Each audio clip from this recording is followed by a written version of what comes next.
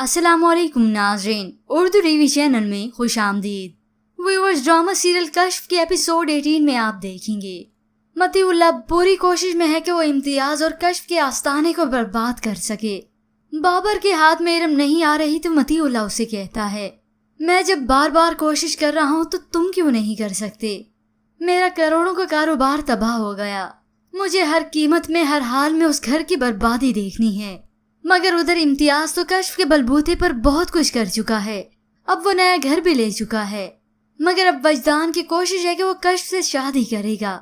उसकी वालदा उसे बहुत ही समझाती हैं, मगर वो फिर भी नहीं माना।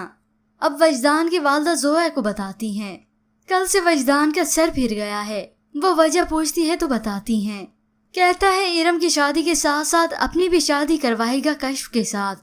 ये सुनते ही जोया को तो अपने लाले पड़ गए और आखिरकार वजदान आ ही गया इम्तियाज के पास।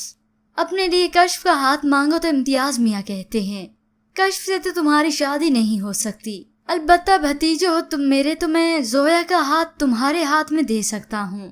ये सुनते ही वजदान हैरान रह गया। जोया जो कि ये सारी बातें सुन चुकी है, उसके दिल में तो लड्डू फूटे।